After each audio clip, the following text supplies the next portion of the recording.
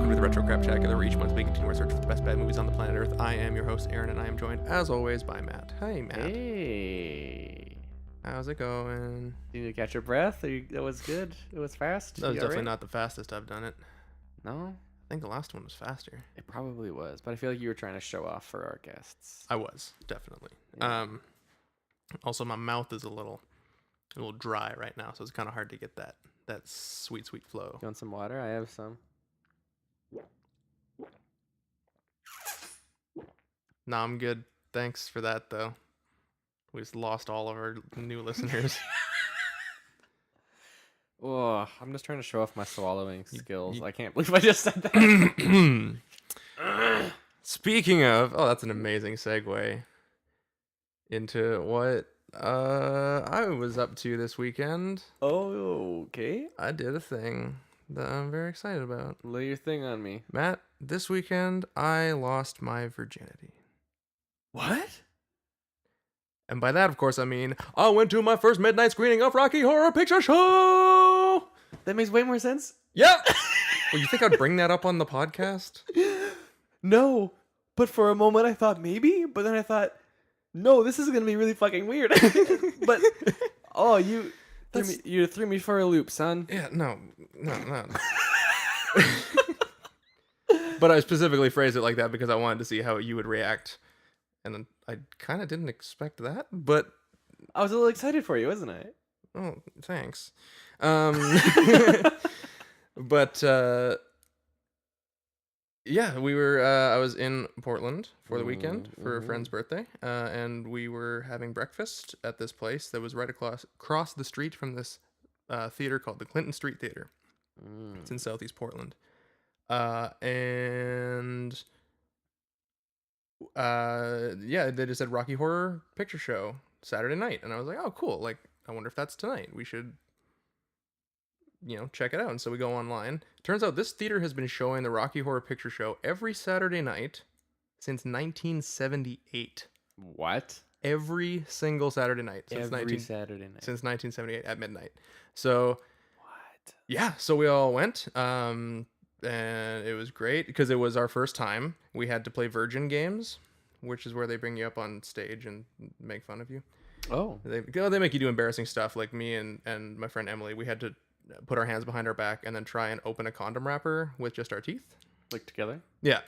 Oh. Yeah, so that was fun. Okay. We didn't win, but we came pretty close. Like, we got it out eventually. And didn't like tear it or anything? No. I mean, I feel like that would be the way to do it fast, would be to not care about the integrity of the condom. But like it's important. But it's important. Safe sex is cool, guys. Yeah. And also, this is like a fun party trick. I don't know. Is it though? If you have to invite someone else to do it with you? It's like a couples party trick. Okay. I don't know. That's weird. Yeah. No. Okay. So yeah, and then you got to see it. Yeah, and it was like there was a lot of new people there, so I don't know if we really got like the full Rocky Horror Midnight like experience. But there was definitely, people there that knew all the callbacks, and everyone was getting, singing along and getting involved, and they have a stage up there, and so when they do the Time Warp song, everyone gets up on up on the stage and does the dance along and sings. Oh no. Does the time, let's do the Time Warp again, and it was great. It was a really fun experience. That's crazy, man. Yeah it was pretty fun. Like, we were like right kind of in the front row, like just right of the screen. It was kind of like three, like left, middle, and then right, like sections of seats, and we were like on the right, like right in the front row. And they sell prop bags there too, so there's like at the beginning you're supposed to like throw rice in the air when they're like coming out of the church from the wedding. Oh, cool. Yeah, all kinds of stuff. So oh man, that's so fun. that was pretty wacky. Cool. Yeah. What about you? Did you get into anything exciting? This past weekend? Sexual or otherwise? Well. Don't answer that. That's not this kind of podcast. Mm-hmm. We can start a different podcast if you want to get into that sort of thing. Yeah, I'll tell you all about my sexcapades in another podcast. Cool. Yep. And it won't be weird. Only if you make it weird. I'll make it weird. Yeah, It's inevitable. Yeah, you will. I can talk seriously about it, but I won't. Yep. No, this past weekend I watched a movie. Oh my god. A whole movie. And so far that's all I remember.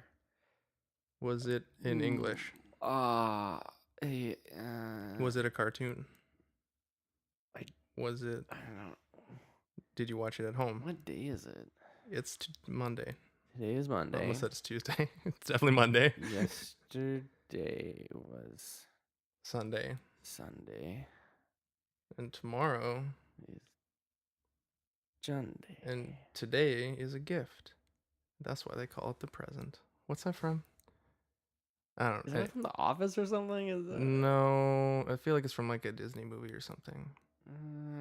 Or some sort of animated movie. It might not be Disney specifically, but something like that. Anyways. Oh, I remembered what I'm trying to think of. And it wasn't this weekend. It was the weekend before. Well, it's been a while, so. Yeah, true. Anyway, I finally watched A Quiet Place. Oh, sick. What do you think? I loved it. So good, right? I really did. Oh, that's awesome. It was, I mean, like, I was blown away. And like, as someone who is really used to paying a lot of attention to soundtrack and sound design, I feel like maybe me more so than the other people in the room, I was just really taken in and really blown away. Because easily that's my favorite part of the movie is how they used sound.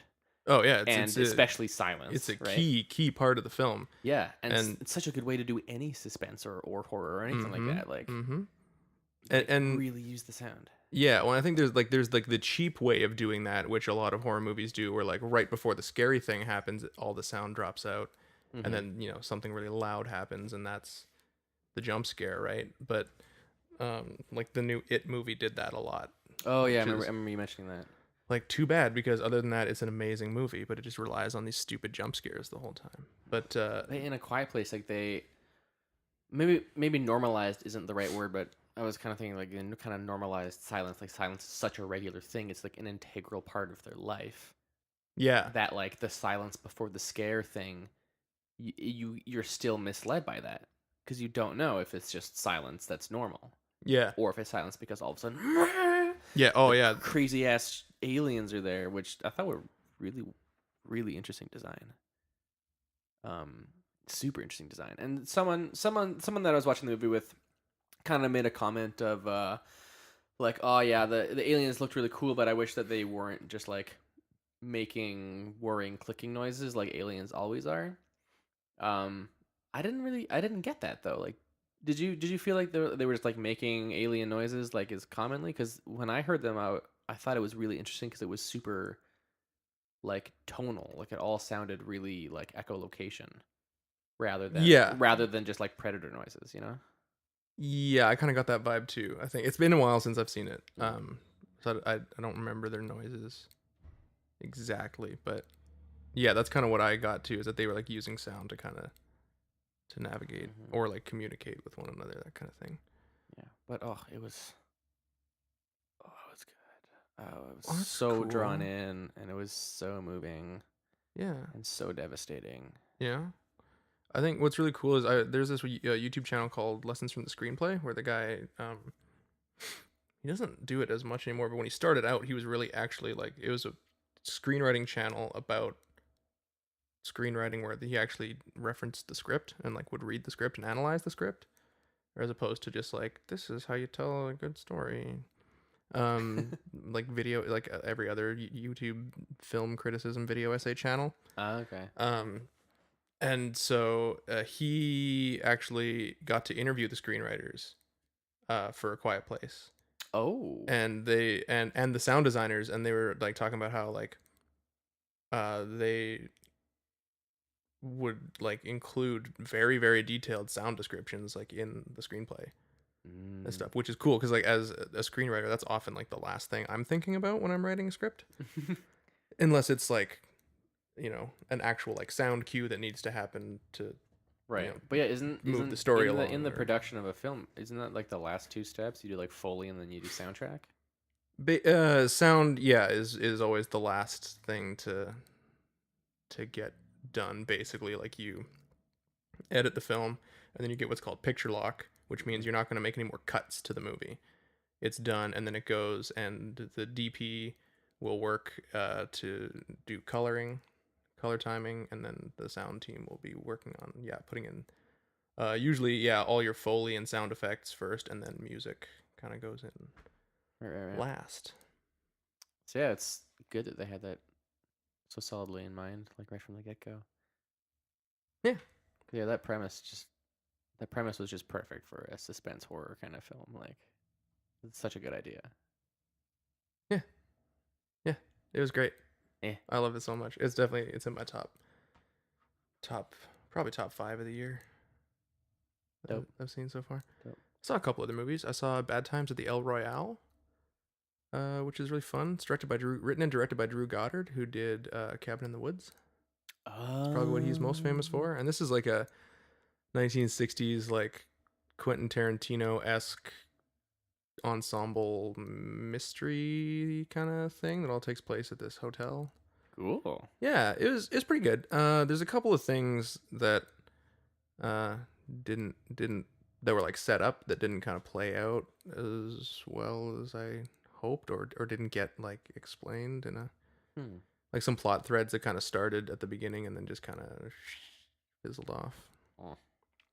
And then I saw the new Halloween movie on Thursday. Oh, you did? Yeah. Oh, El Royale though is still amazing. I would totally recommend it. Go see it. Okay. It's also one of the best of the year. Oh, sweet. Yeah. There's a couple of little nitpicky things that. All right.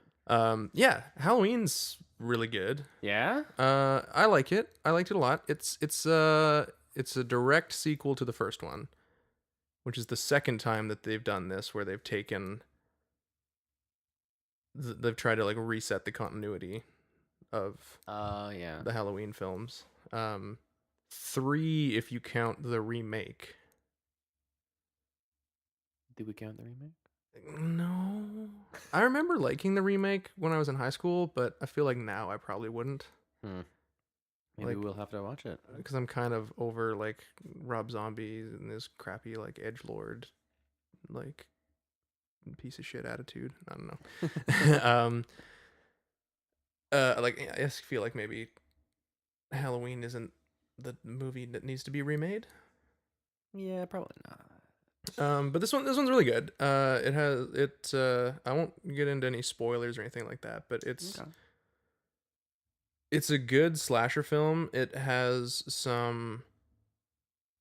It balances it. It's like I've seen a couple people complaining that like the tone was kind of off, where there's like scenes that are more comedic and then like contrasted with like the horror stuff as well. And there's one scene where I can kind of see the like, they jump to telling a joke like right away, right after this horrible thing like just happened and is like still happening off camera. Oh, they're like going to try to play this line for laughs. Well, and so that one definitely stood out to me in the theater, where I was like maybe that's the reaction they were going for. Maybe if so, they nailed it. But yeah, like some of the humor scenes, like I like when a movie can walk a line of being like very serious and very funny. Like I think Taika Waititi does that in like all of his movies. Oh gosh, yeah. As soon as you said that, the first thing I thought it was What We Do in the Shadows. What We Do in the Shadows, Hunt for the Wilder People. Yes, that movie was really good. It starts out hilarious and then gets so deep. Tragedy. Yeah. And then the next scene is also hilarious. Yeah. Like maybe the funniest scene in the movie. Oh gosh. And Boy is exactly like that too. Anyways, off topic. So that didn't bother me too much, the going from like, well, we're gonna throw some humor into, because I think you kind of have to in those sort of movies, as long as it's not at the expense of the horror. Like if you're playing off, like if you're doing a horror comedy, then sure, then you can play the violence off for laughs. Like Ash vs. Evil Dead does that very well. Mm-hmm. But in a movie where, as long as you take the violence seriously and then you can also add humorous scenes in between or add a joke in here or there, as long as it's not at the expense of the horrific nature of the film. Yeah, totally. It's pretty good. There's one character whose motivations are completely sus. Suspect. Oh, okay. Um, Is that what the cool as kids are saying? yeah, as into That's so sus. it's on the street. How we're talking. Cool. Well, on a street that I was on the other day. Oh, I was walking just over there. That okay. Yeah. Well, Where like his motivations kind of only exist to move the plot forward. mm, Kinda.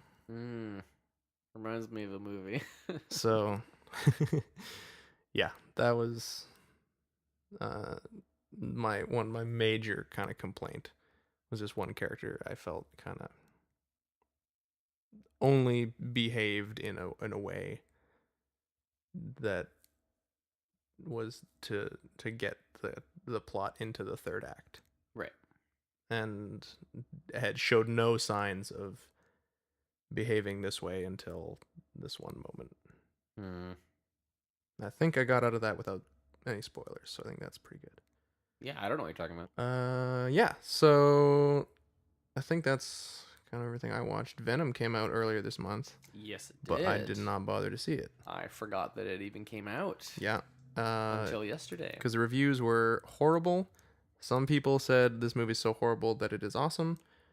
I don't believe them. It just looks bad. So maybe when it shows up on Netflix or something, I'll give it a watch, but I'm definitely not paying to see it in the theater. Yeah. Probably because my last cinematic experience with Venom was so terrible. Yeah. Segue.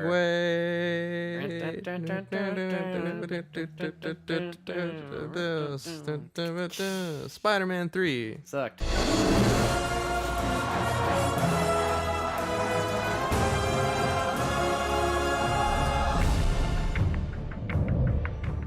I'm gonna ask MJ to marry me. A man has to put his wife before himself. Can you do that, Peter? Yeah, I think I can. We have some new information. This is your uncle's actual killer. We lost his trail 2 days ago.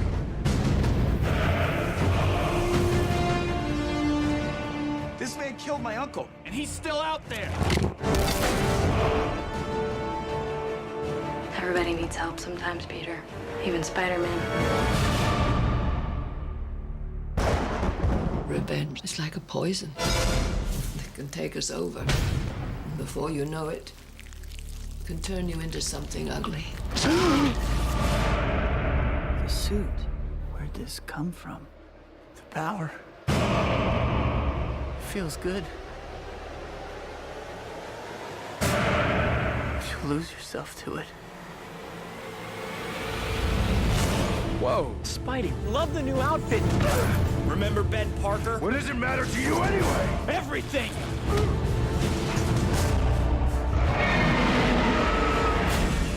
Do you want to push me away? Why would I want to push you away? I love you. You knew this was coming, Pete. I didn't kill your father. What's happening?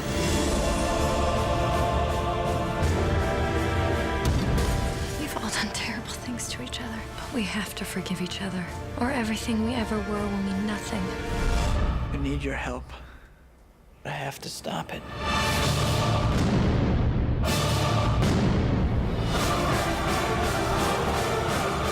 This could be the end of Spider-Man.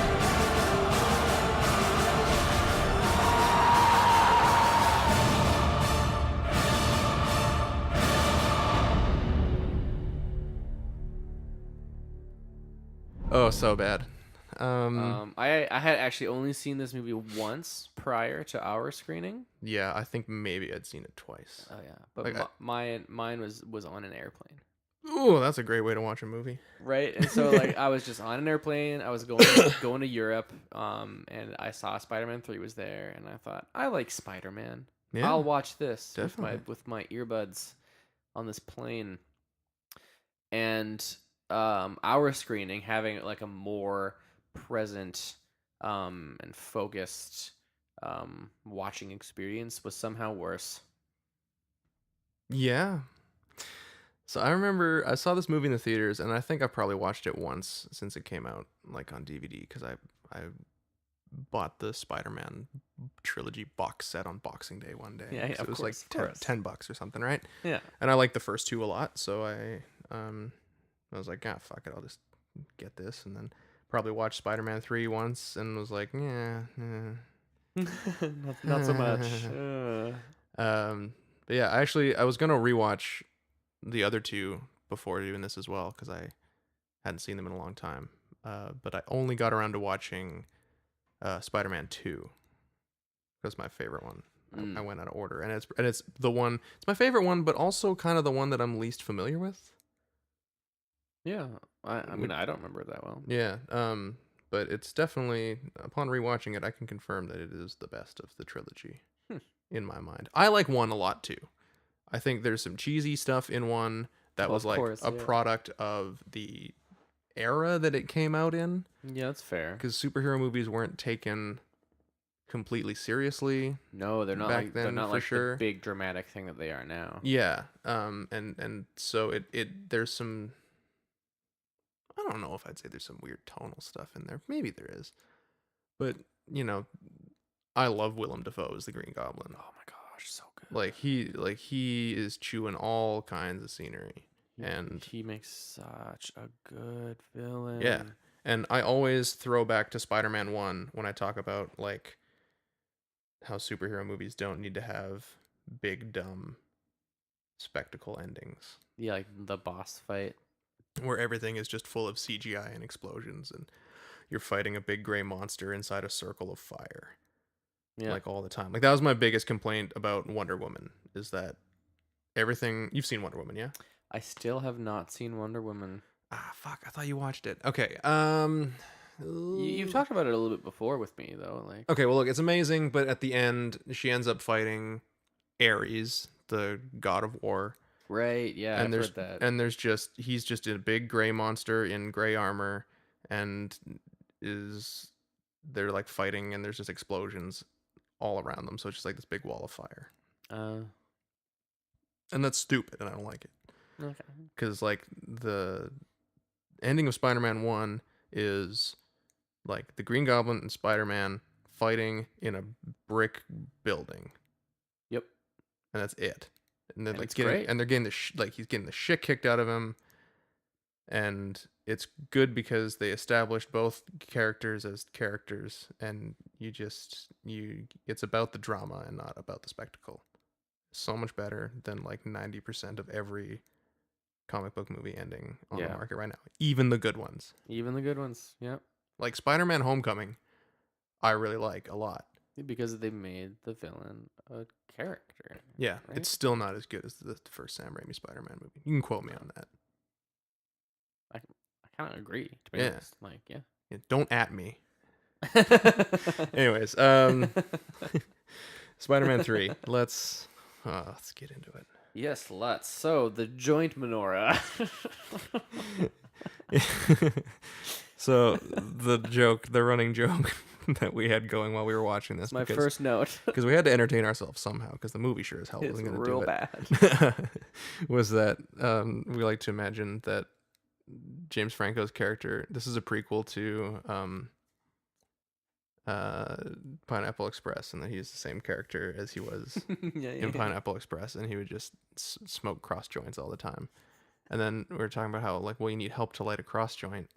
So how would you light a cross joint if you're on your own? And I was like, well, you'd have to get like a menorah and light a bunch of candles. You light 3 different candles, evenly spaced, Yeah, and then and hold it up to your cross joint. and then that's And then put your cross joint in your other hand and individually blow out the candles. yeah. It's a whole ritual. So that, well, yeah, it should be though, because it's cross joint. It's like a religious experience. Yeah, it definitely enriches the experience for everyone involved. So the movie, though. Yeah, let's get into the movie. I'm gonna pretend like I'm not sending a text message right now. I mean, like, if you hadn't said anything, I'm not even looking at you, let alone all of our listeners. Exactly, because I'm not sending a text. Why would you be? I don't know. Hey, what the fuck are you definitely doing over there? I'm not a bad podcast host. That's for sure. All right, so in this movie, Spider-Man is a dickhole, and and a symbiote being lands from space. Yeah, so Somehow in a comet that isn't noisy or incredibly bright, and when it flies over the head of MJ and Spider-Man, they don't fucking notice it. because they're making Even though out. they're watching the sky. Okay, well they were making out, but like not even out of the corner of your eye, big glowing comet that lands not that far from you. Like the symbiote gets on the back of their bike Matt, when they leave. when you kiss the person that you love the most in the world so passionately, Here we go. all other things disappear and you're only focused on this person that you're sharing this amazing, beautiful moment with. And that is true love. Has that ever happened to you? Probably not. It's happened to me, and I'm still calling bullshit on this movie. It's still bullshit. But the only reason that hasn't happened to me is because I am incapable of love. Well, that is also another podcast, isn't it? Yes. It's a podcast called "Pretend I'm Your Therapist." This will be good. That'll be good. We're gonna talk about this Cool. after. Yeah. No. I'm down. Let's have a meeting about that one. We're starting a network. This is how it begins. At a podcast empire. Whoa. Yeah, no, that's stupid. It's also stupid because in the previous movie they introduced John Jameson, who's J. Jonah Jameson's son, as like Mary Jane. I was wanting to call her Mary Ann for a second. I don't know why. That's weird. Yeah, I don't know why. MJ, dude. MJ. It's my initials. As her like other love interest, like she's engaged to him, and then at the end of the movie she leaves him at the altar to go be with Peter because she ends up finding out that he's Spider. It's this whole big thing. Just watch it; it's amazing. And his character is like, I'm trying to think about. I don't think it happened in the comics, but in the cartoon show, he comes back from space, and like the Venom symbiote has like gotten like on his spacesuit, and that's how he ends up bringing it to Earth. Right. I think in the comics is an alien. There's an event called Secret Wars where Spider-Man ends up getting the black suit when he's on another planet, and then Yeah, I'm sure the comics are much more complicated. definitely are. And in this movie, they went for no complication No, at all. Not at all. Because it just lands. Yeah, and Nothing, no explanation. it begins a trend that we noticed in this movie where things just happen because they have Yes. to move the plot forward. Like, why did this happen? Well, just because it did. I eventually stopped taking notes on the movie and just wrote, things just happen in this movie. And I gave up. Yeah, That was it. yeah. Like, It's nothing like... I mean, like, do you want to go through the plot, or should I just go through my notes? Because what was the plot? I don't even know. the plot is let me sum up this movie in under a minute. Okay. Please do. Spider-Man and Mary Jane are very happy together, and James Franco is very angry at Spider-Man because he thinks he killed his dad. So then he tries to kill Spider-Man, but then he gets bumped on the head, and then they're friends again. And then Spider-Man and Mary Jane break up because she's sad that she sucks at singing on Broadway. And so Wow. she decides to go be friends with nice Harry, who is now friends with them again, who then takes a drink of whiskey and goes insane again and starts seeing his dad everywhere. Meanwhile, Spider-Man is a total dickhole and just has a total ego and is completely self-obsessed and ends up kissing Gwen Stacy upside down in front of New York when she's giving him the key to the city. Yeah, it's the Spider-Man kiss. Yeah, and he's a total cock nugget, and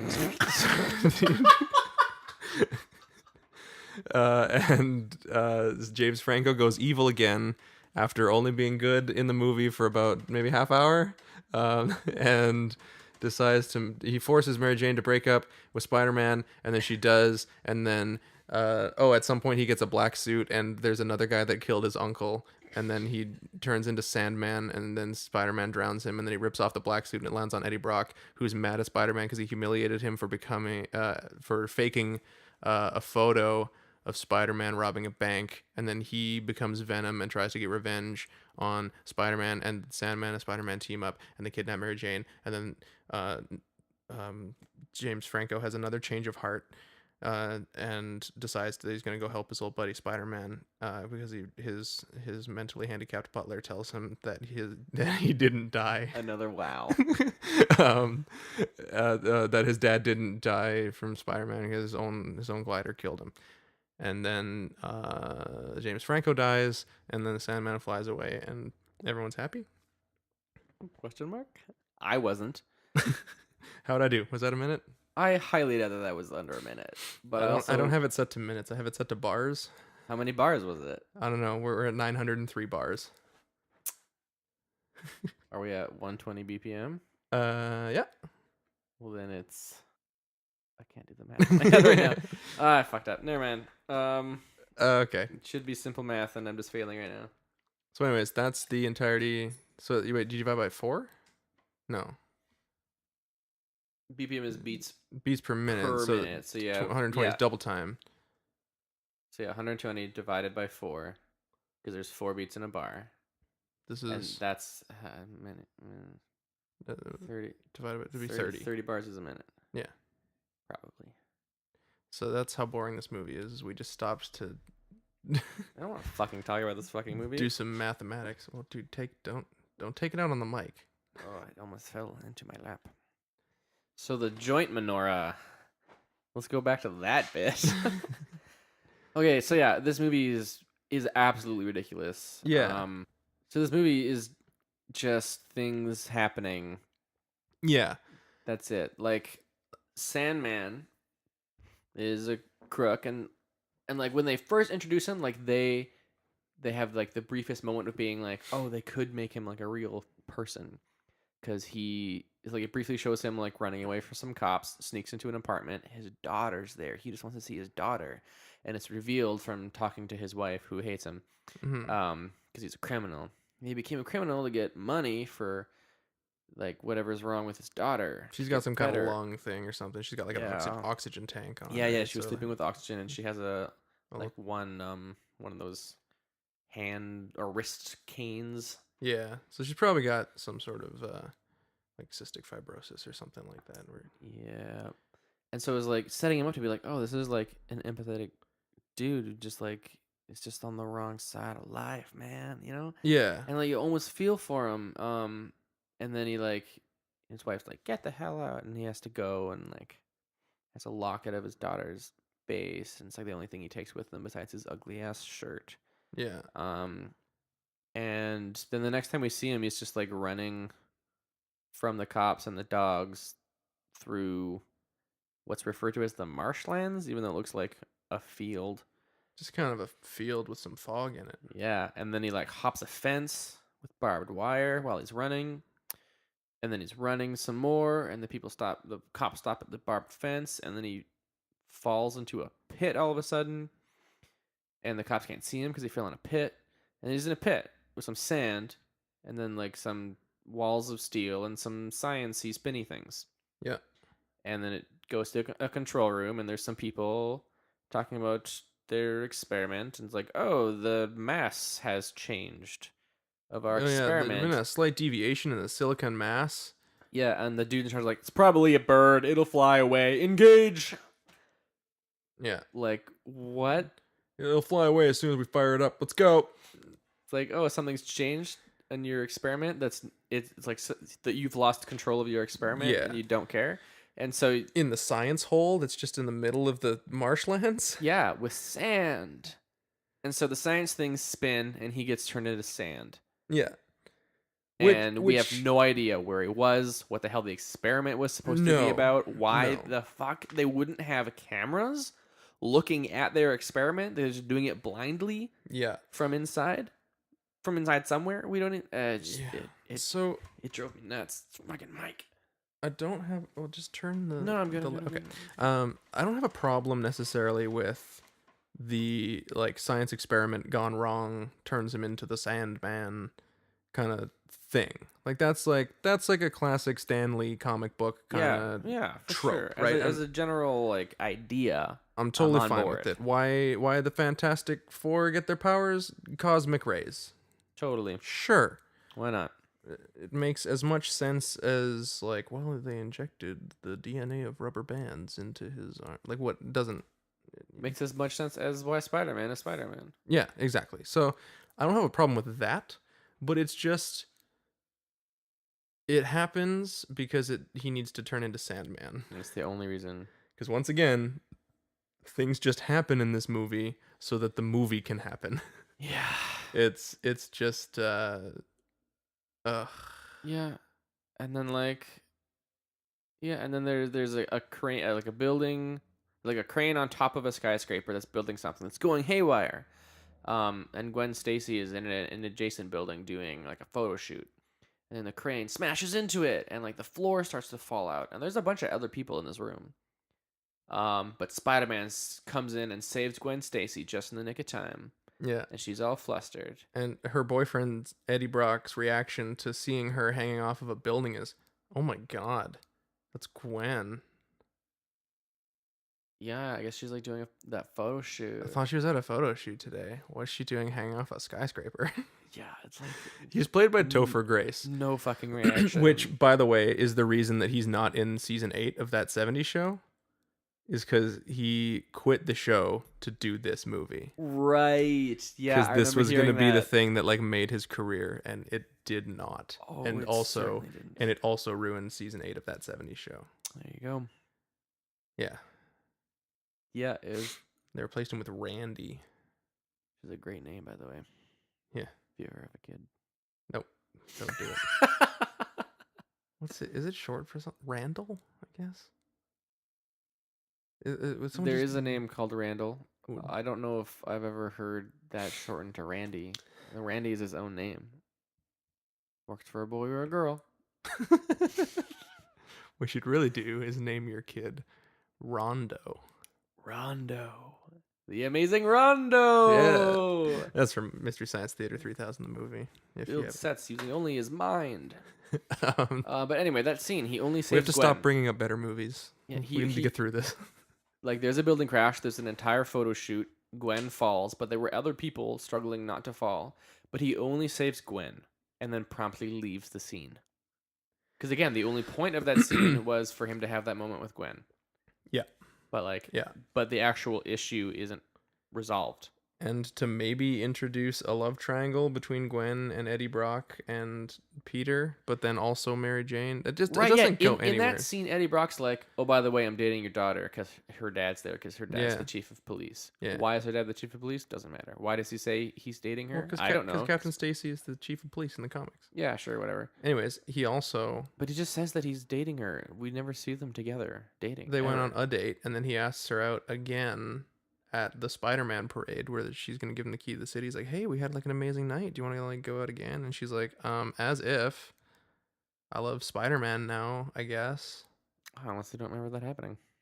Yeah, it's that he's there to take pictures for the Bugle, and then it's literally the only scene they have together, I think. Wow, well, I might have blacked out Yeah. or just blinked and missed it. Yeah. Yeah, that's super dumb. It's I think promptly after that is when we have the worst Stanley cameo of all time. I fucking hate that scene. It was so bad. It is so bad. And I remember sitting in the theater going, "This is a new low."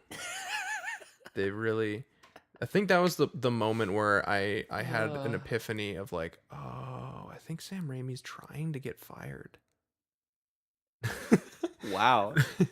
Because like I remember reading up on it now, like later, that like there was big creative differences between like him and the studio, and he didn't want to bring Venom into this movie. He wanted to like introduce the black suit and then like kind of like tease Venom for the next movie or something like that. Oh. And so but they're like, no, you have to put Venom in it, because like Spider-Man in the comics had the black suit for a while. And then he ends up, it's basically the same as how it happens in the comics, and it happens in the cartoon show too, where he goes to the bell tower and rips it off, and then it lands on Eddie Brock. Right. That's like, yeah, I remember that coming like straight from the comics, and specifically also actually more so the animated series. But so he was more interested in focusing on the Sandman, which is why the Sandman seems like maybe the most developed character in the movie, and like the only character with an arc. Kinda. Kind of, because we have that set up at the beginning, like I said, that like could have been good, but then nothing. There's no resolution there. He's almost a character, Yeah, like they which is better than everyone else. Yeah, like they even waste Aunt May in this movie. Yeah, like she is the second, I think. No, third best part of this movie. She's the third best part of this movie. She's a fucking gem, and I love her. Oh yeah, She like gives fucking Tobey Maguire her engagement ring to give to Mary Jane, because like Aunt May in giving these him movies life advice. is a boss. She's Like amazing. there's the scene of Spider-Man 2 that's like so fucking beautiful, and where like they invite Peter over for his birthday. Like he forgets, and it's like Harry and Mary Jane and Aunt May. He only has 3 friends. Yeah, and one of them's his aunt. Yep. And Nerd. and then invite him over.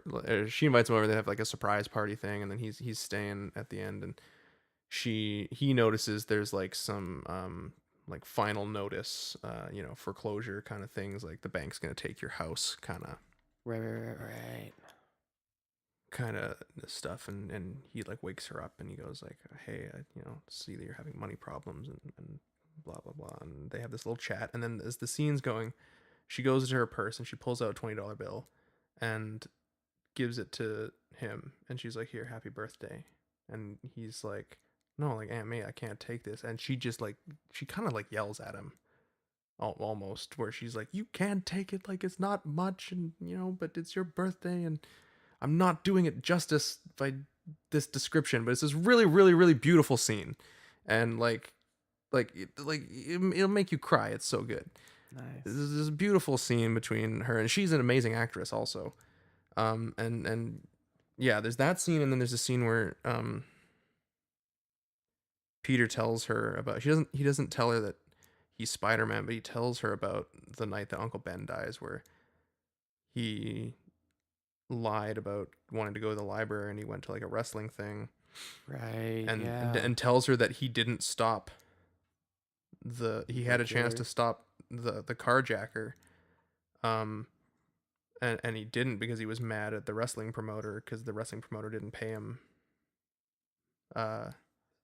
his full prize money, Right, because he didn't go like 10 rounds. Yeah, 3 rounds. Yeah, 3, not 10. My bad. Yeah. And that's an amazing scene too, where he kind of tells her this, and then he's like, and then later we found out it was the guy that carjacked Uncle Ben, and yeah, really good. Fucking watch Spider-Man 2, guys. Don't watch 3. It's awful. We're gonna tell you much more than you even need to know about Spider-Man 3. Yeah. Sorry, I was reading my notes. One of the other things they kind of ruin in this movie, they kind of try and make up for it, but also like they didn't need to, was like they introduced Flint Marko, who's the Sandman, and it's like there's this like plot where it's like, this is your actual uncle's actual killer. Like he confessed in prison, that it was him that shot your uncle and not his partner, and we have other witnesses that corroborate this. And basically the only reason that happens is so that Spider-Man will go like rage crazy when he gets the black suit on. Yep. And want to like kill Sandman, and like go hell-bent for leather. Yep. Revenge. Hell-bent for revenge. No, leather is good. Yep. That's a metal song. I think it's a Judas Priest song. Anyways. Yeah. I just there's no reason for it to be in the movie, and then like at the end, because you kind of see it in a flashback, where like Peter's imagining it, and he kind of imagines him just like shooting Uncle Ben for no reason, whereas in and then at the end he tells him like, this is what really happened, like I pulled your uncle out of the car and he said to me, you don't have to do this, why don't you just put down the gun and go home. Then I saw my partner coming and I still had the gun in my hand, and he bumped me or something, and I accidentally shot him, and then he left me. And yeah, it was a great scene. He had just shot Uncle Ben. He was stunned, and his partner gets in the car, like before he closes the door. He's like, He yells to Sandman, "Get in the car!" And then drives away. Drives away instantly. Yeah, Gave him no chance at all to get in the car. And then Peter Parker's like, "I forgive you," because there's one scene where Aunt May tells Peter that Uncle Ben wouldn't want them to live with revenge in their heart. She's a fucking gem. Yeah, she's great. That's a really good scene. It's probably the best scene in the movie. Anyways, now you have to do the hardest thing: forgive yourself. yeah, so good. Amen. Yeah, but in the new one, she's sexy. Yeah, I feel so weird about that It's choice. not, It's not the best. I don't get it, and Look, because I don't understand it, I hate it. You can have sexy Aunt May, but I think kind of the whole point of the MCU Spider-Man is like they didn't want to redo the origin story, and so then they kind of negate Uncle Ben, and so then there would be no point in having Aunt May, there to spout wisdom because he doesn't have an Uncle Ben, really, like in the movies, like that. You just kind of assume that happened. Yeah, I guess at some point, but like, yeah. Anyway, because he says different movie, it's fine. Don't worry about it. So, anyways, that's the kind of shoehorned in like Sandman subplot that was supposed to be the main plot, and then the studio was like, "We need Venom in this," and then that's when I think Sam Raimi was like, "Well, fuck it. If you're gonna make me do this, then I'm just gonna not try." Yeah, and it's clear. Just gonna do no effort in this. It's like I'm just like, well, maybe he put a lot of effort into making it bad. Oh, well, then, and was like, mission fucking accomplished. I'm gonna have Peter Parker dancing in the street and doing a weird jazz, taking over the piano at a jazz club. Yeah, that bar scene and was horrible. Like he dancing goes all over in the there place with Gwen and Stacy, and like all the tables are full. And she's like, "Oh, I hope we can get a table." And like leans in like way too close to the hostess and slips her some money and says, "Find me some shade. Find us some shade." And I'm like, what the fuck does that mean? First of all, I'm like, okay, you know what? That's kind of a cool line. That's like, yeah, "Hey baby, find me some shade." And like, I assume like, all right, you want like a private seat at the back, right? But Yeah, like the way he like, does it, where he like pulls her in close and like whispers in her ear and like tucks some money into her hand. He's like, "Find me some shade." It's like, no, please don't rape me, Spider-Man. That is sexual harassment right there. Thanks, Toby. Yeah, Toby. The Office has ruined the name Toby. I don't think that the name Toby was great before The Office. It wasn't. It's not. Anyways, and then smile if you like men's prostates. Oh, Toby. Anyways, so there's he's also the best character in The Office, in a way. We could that's another podcast. It's an entirely other podcast. We have to start 3 other podcasts when we're done here. Our so office, let's wrap this shit up. Our Office podcast. Yeah. We'll call it Bears Beats Battlestar Galacta podcast. Nailed it. That's not too long at all. No, that's the first thing that won't fit on a Twitter handle. Anyways, what the fuck were we talking about? Okay, so the bar scene, and then Mary Jane gets a job as a singing waitress at a jazz bar because she got fired. From Broadway. The critics just destroyed her. Yeah, but also the scene where she gets fired, like the directors are really nice to her. Yeah, because like no one had called her, or like they tried to get a hold of her agent and couldn't, or something. Yeah, so she shows up. She shows up and they're rehearsing the opening number with someone else in her spot. Mm-hmm. We're assuming it's the understudy. Yeah, and the directors look so awkward and they feel so bad. They're like, "Mary Jane, like we tried to phone you and we couldn't get a hold of you." And then they're like, "If you want, we could tell people that you fell ill." Yeah, and then she's kind of like, "Fuck you, you fucking motherfuckers." And like does the middle finger anything. And like moonwalks out of the theater. Middle finger in moonwalk. Fuck you, motherfuckers! That's Mary Jane in a nutshell, right there. That was an interesting choice by Miss Dunst. I yes, thought, but respect. Oh goodness. Yeah. So. It's great though because she leaves in like a huff. She's like, "Oh, I can't believe I've been fired," And then there's like just like this like kind of like cut back to like a little denouement on the scene where the directors are like, well, that was very poorly handled. And I'm like, oh, Let's that's just good. rehearse, I guess. Yeah, that was the best joke in the movie. Yeah. It was, So anyway, she's just seeing a waitress, and then she has broken up with Peter at this point, who's gone full emo, weird guy dancing in the street wearing a suit, with, emo, like, being a jerk. smoky eyes. Yeah, being a jerk to the Russian girl that lives with her dad across the hall, that is very clearly in love with him. Oh, clearly. And he's like, hey, do you have any cookies with walnuts? And she's like, no, but I mean, I have some nuts. I could go bake some. He's like, yeah, go bake me some. And he's on the phone with Dr. Connor. He's like, yo, give me some milk. And just being like a total, just Total bitch. yeah, a-hole. He's a, what did you say before that made me lose my lunch? Cock nugget? A cock nugget. Which is just a chicken nugget, but it's made out of a rooster. Oh.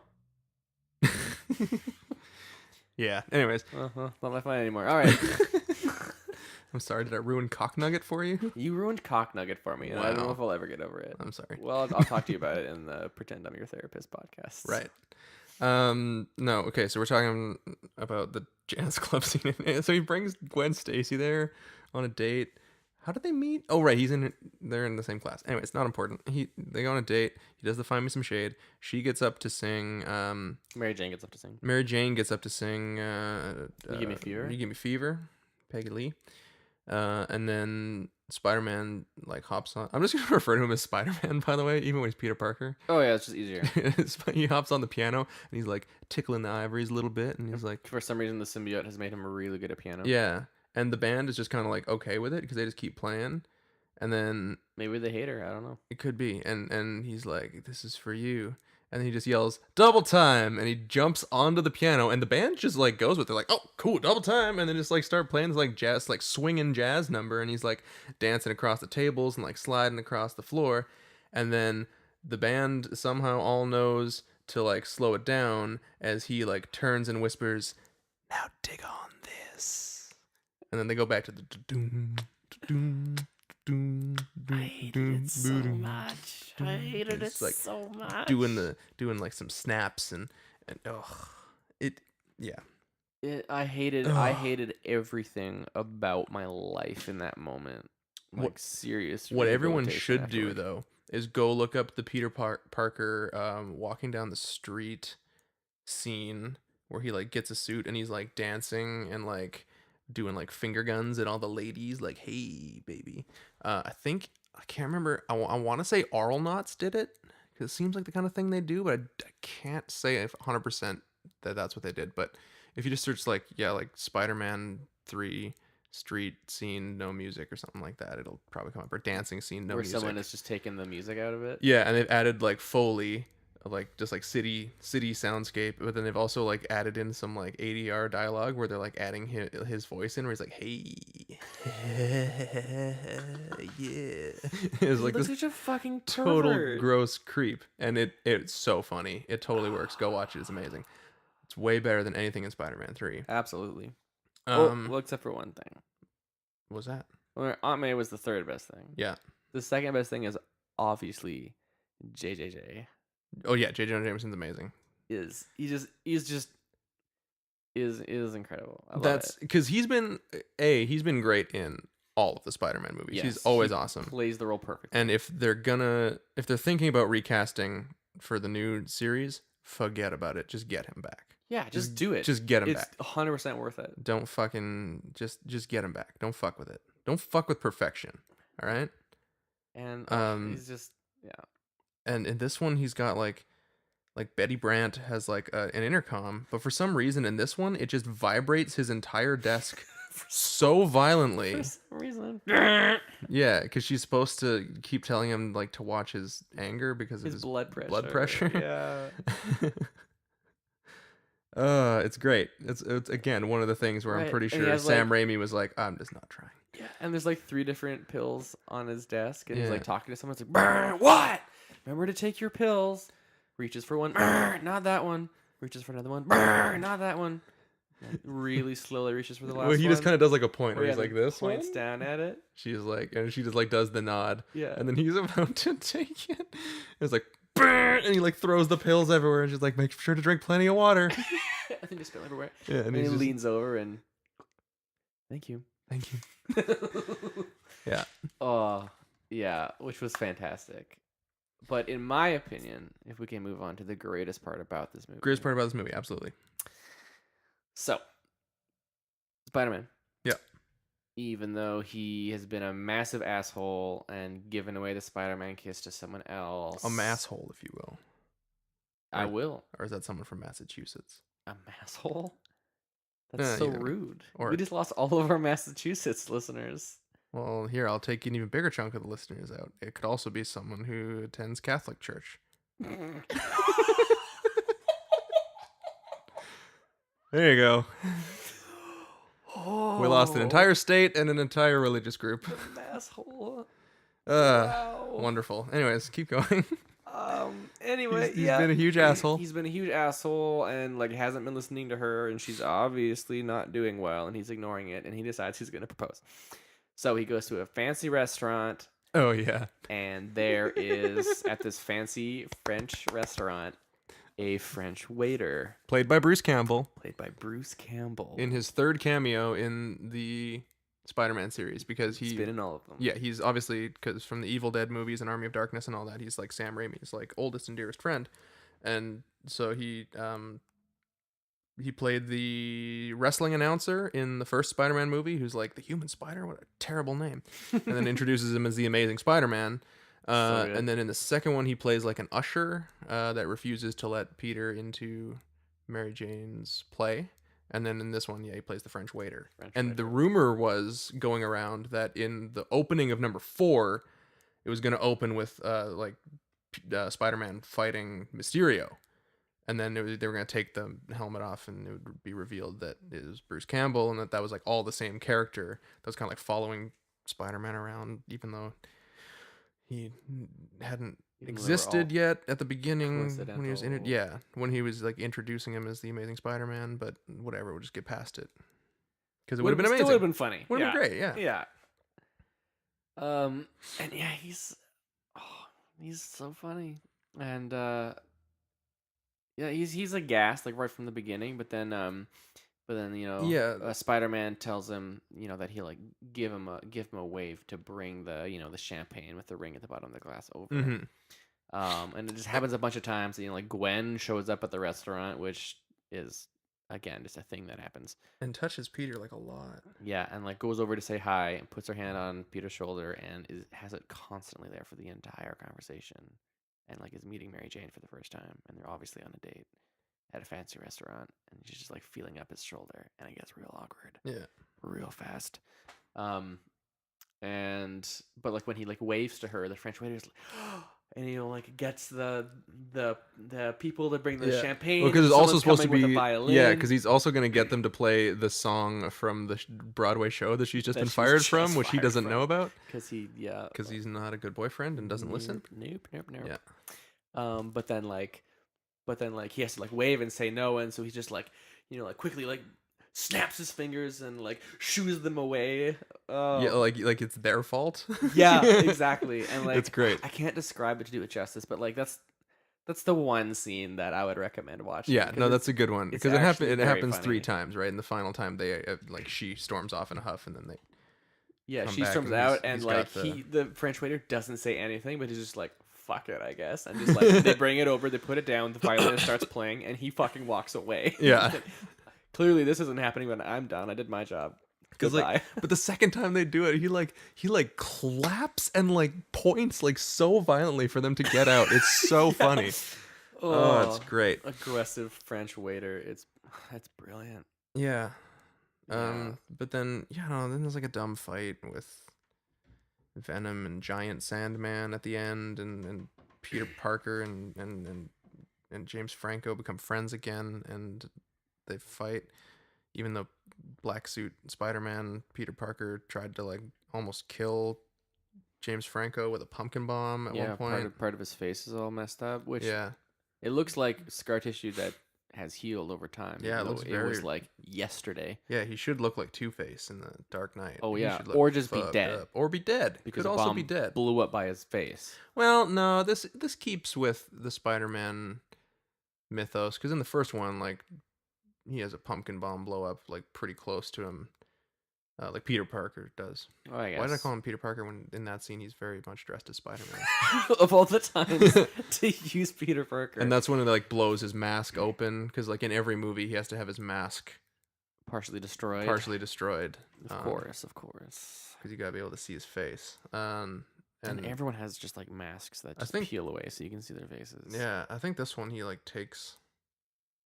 just like takes the mask off at one point, isn't he? He's just like, oh, fuck this. Yep. He does.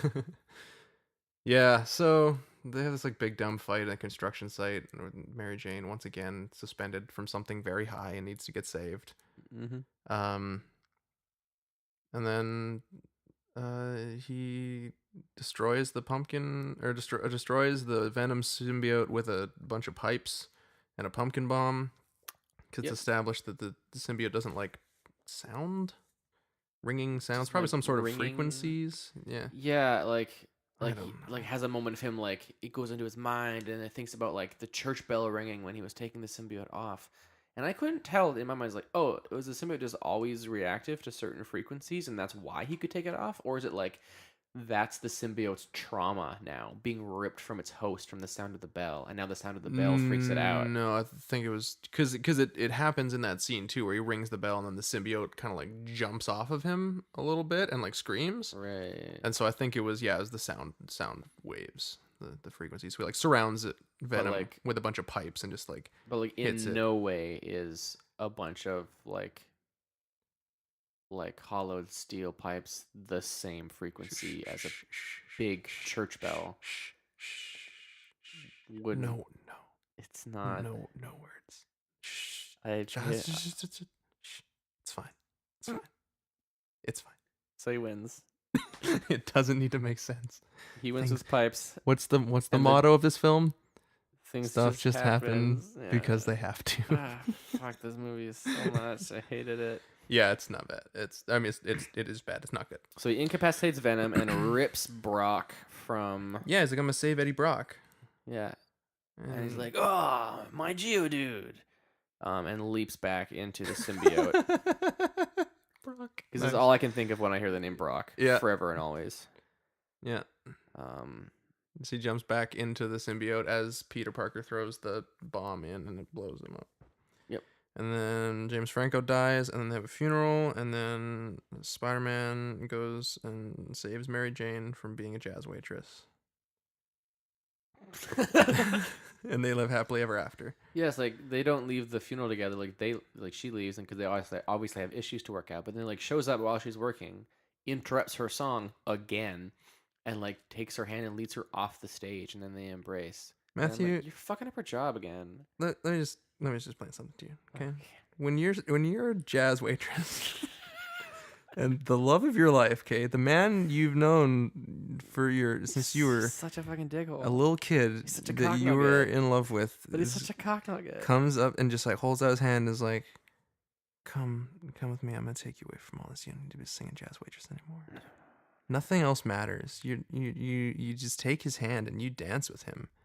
And the band just kind of will keep playing for a bit until the manager figures out what's going on, and then he's gonna come over and be like, Mary Jane, are you gonna sing or what?" And she's like, and then the man you love will be like, "She ain't no singer here no more. I'm gonna provide for my woman," and then you'll leave, and you won't be able to use that job as a reference. Nope. On your resume, because you fucked it up. But it's fine because you have true love, and that's what true love's all about, man. So let someone providing for you by taking pictures of himself. Yeah.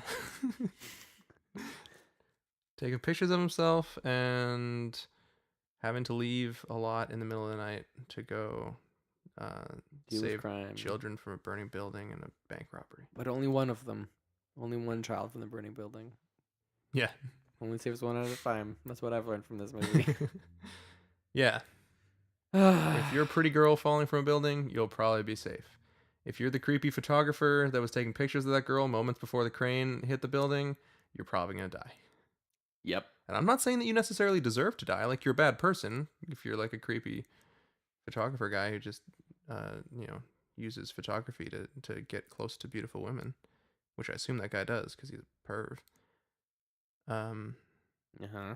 I'm not saying you deserve to die, but like maybe like something bad should happen to you. Like, I don't know, you just bought a new suit and then like a taxi cab is gonna drive by and like splash a bunch of puddle water on you or something like that. Classic. Have you ever actually had that happen to you? Never.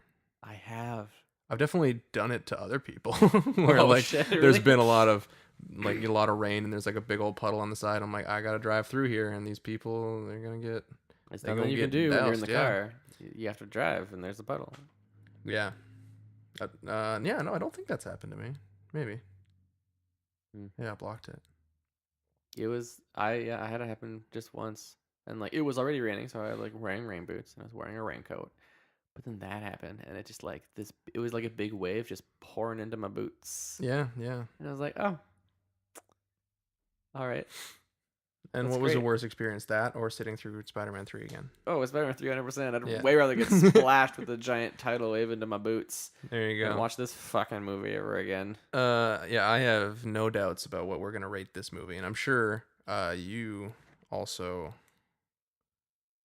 don't have any doubts about that either, or the audience.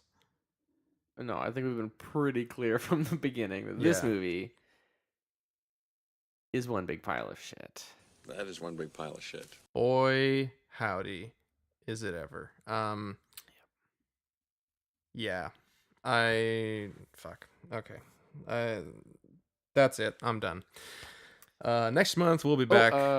Rotten Tomatoes for this movie? Fuck me. I mean, we Okay. don't have to, but No, it's just, let's find out. It's a tradition. yeah, we like to know, and it's an interesting way to compare other shit movies that we've watched. Ooh, also we had some mail. Hold on. We had mail. Yeah, we had mail. Second You piece of almost mail. forgot. I almost forgot. We can get into it. I copied it to my notes, so I don't have to like log into the thing. But let's pull up the thing. Why don't you talk about something? Well, So Halloween is right around the corner, and there Uh-huh. are lots of great Halloween classics that we Oh recommend that my you watch. God. I am This fucking is talking. You're literally looking up. This is literally the question. Oh, really? Yeah. Oh, So way to preempt that. okay. I'll talk about something I else. got Rotten Tomatoes. It's fine. We Okay. can just get around that. All right. Guess. 12? No, Is it lower? it's way better than that. Oh, fuck. Yeah. Is it like 40? Higher. Is it 50? Higher. It's more than half. Yeah. 58. It's got a tomato. It's got a red tomato. No. Yeah. 72? No, 63. 63. I know. I'm a little shocked. The audience score is 51, which, yeah. Okay. Yeah, definitely. But I remember being pumped for this movie. I was like, they're going to do Black Suit Spider-Man. They're going to do Venom, probably, because Eddie Brock is in it. But then didn't you watch it? No, yeah, then I watched it and it sucked. But I'm just saying, I remember being excited. Anyways, question. We got an email here. Yes.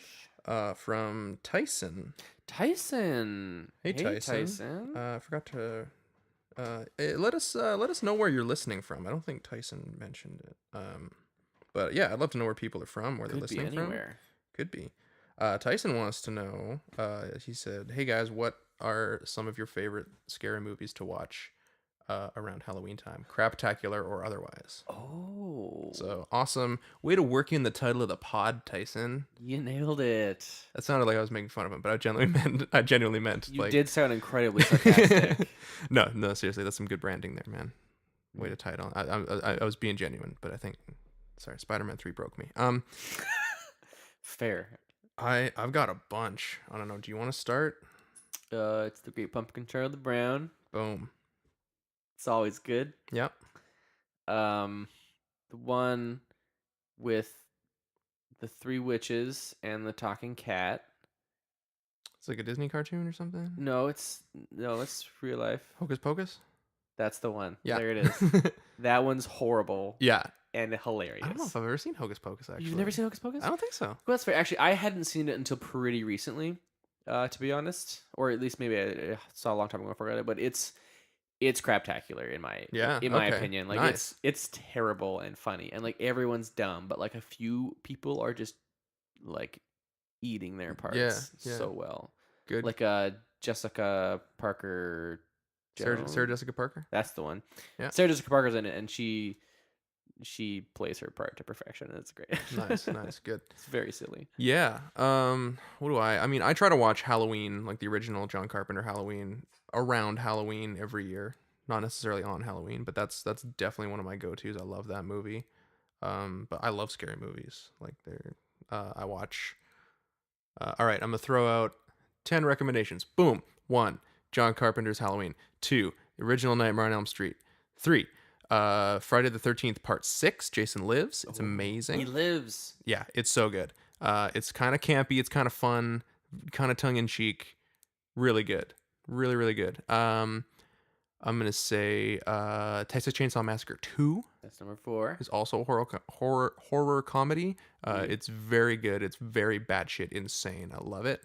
I just watched Behind the Mask: The Lies of Light. It's awesome. Behind the Mask: The Rise of Leslie Vernon. It is a mockumentary. Leslie Vernon. Yeah, about an up and coming serial killer. It takes place in a universe where like the Nightmare on Elm Street movies and the Friday the 13th movies and the Halloween movies exist, but they're based on like myth of like the real life killers. Oh. And there's like Interesting. and so then there's like this guy who's going to establish himself as being the next great serial killer in that style.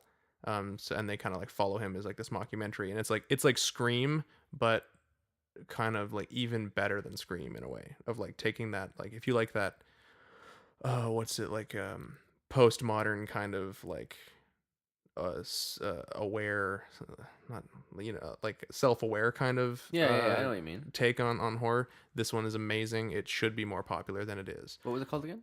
Behind the Mask: The Rise of Leslie Vernon. Cool. It's available on Shudder if you have Shudder. Number 6, right? We're on number 6. Number 6, I'm gonna say Army of Darkness is great. I still haven't seen that. Is a great one. It's one of the Evil Dead movies. It's the third one where he goes back in time to the Middle Ages. That's a really good one.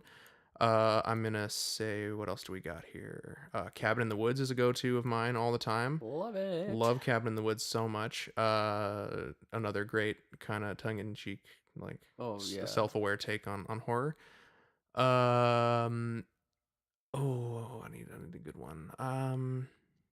If you really want to like actually be scared, The Descent is terrifying. No. It is so scary. Oh, it's scary as shit. Oh, I do not like it. It actually creeps the living fuck out of me. Yeah. And that's saying something. I know there's one. It's over on my shelf. I'm gonna go look. It's like right across the room. Hold on. Oh. I'll cut this out. I remember. Or you can talk. Did- If you do good filler content, I'll keep it in. But if not, Yeah, wasn't Descent the movie where like they're driving behind someone with a bunch of poles in their truck? yeah. Like at the beginning, and then like they fall off and someone gets pulled straight through the face. It's like the main character's husband or something. Yeah. And then after we had watched that movie for the first time, we were driving and someone had a bunch of poles sticking out of the back of their vehicle, and I was like, "Oh look, poles," and it didn't go over well. Okay, I'm back. The Strangers is a great home invasion slasher movie. It's really creepy. Oh, it's so messed up. Yeah, and so that's number. That was 9. That was 9, and then The Babadook is so fucking scary, but such a good movie. I remember. Yeah, you told me So about this. fucking good. Watch that shit. Also, the Evil Dead remake is really good. Just it ends with the sky literally raining blood.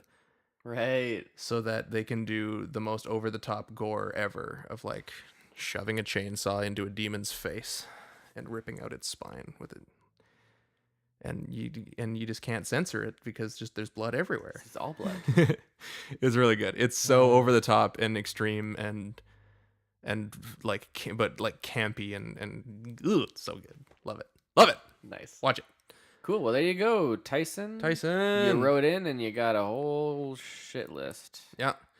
Sorry, it's a little later. We had some scheduling conflicts this month. Kind of made it tough to get the episode out on time, but we did it. We did it. We're gonna have it out before Halloween, so there you go. You can still watch a scary movie on Halloween. Any one of those 10 that I recommended, and also Hocus Pocus. Yeah. For shits and giggles. Cool. Well, that does it for us. If you like the podcast, you can follow us on Facebook, Twitter, Instagram, at Gmail, at RetroCrapPod. We do have a Patreon account as well. At patreon.com/RetroCrapPod, I think. You can find us on iTunes, Stitcher, Google Play, iHeartRadio, YouTube, anywhere where you can listen to podcasts. Spotify, we're on Spotify now. Check us out on Spotify. Spotify's really helping out the downloads, man. Yeah. Nice. A lot of people listen on Spotify, I guess. Oh yeah, shout out to Spotify. Any new listeners from Spotify? Email in. Yeah. Hopefully with like a question or something. I'll just be like, I listen on Spotify. Like, no, I want cool. that email. I think that's fucking hilarious. Someone just emailed to tell us that. I would think that was precious. Yeah. All right. We'll give you a shout out. Let us know where you're listening on Spotify from. Hopefully not from Massachusetts. I apologize to the great state of Massachusetts. Masshole. Masshole, that's what it was. I would apologize to the Catholic Church, but I think they also have a lot to apologize for. So I think we'll just call it even. You know what? Fair. I think that's more fair to the Catholic Church, honestly. Anyways, we don't like to talk religion or politics on this show. Our bad. Yeah, that's our bad. Watch The Exorcist. Great movie about Catholics. Give us a subscribe on iTunes, and if you can give us a review, hopefully 5 stars, and type a little thing like, it's funny, they make fun of Massachusetts. Whatever, just type out a recommendation, and then just like tell a friend. If you have a friend who you think would enjoy this or get a kick, tell them to download it, and that's honestly the best way to spread the pod love. 90% of the podcasts I listen to because someone recommended it verbally. Oh yeah, it's great. So, that's about it. Also, we're thinking about maybe doing some Twitch streaming of some classic Star Wars PC games, because I guess got my gaming PC set up, and there was a flash sale on GOG with a bunch of old Star Wars titles, and I've been playing Pod Racer quite a bit the last couple weeks. I've got first place on the first 2 pod race circuits, like all 7. I finally. That game is fucking hard. There was one that was giving me shit. Of course. It took me a long time to get first on that one. That's the old hard video games. But I did it today. That game is like unapologetic of how hard it is. Yeah, it's ridiculous. Yeah, because it's you have to be so good to not die every 2 seconds. And you have to like choose your pod racer carefully. There's like some where it's like, oh, if you just pick this one, it's like too big. You'll die. You can't fit in the crack. Yeah, kind of. Or you got to be really, really good, because it's the same track no matter what. Right? Yeah. Good. It's good ones. Anyways, if you want to see that, we're throwing around the idea of it. We don't have like a good way of doing it right now, so it would be a little bit of effort on our part, which I want to keep the effort minimal. Every day.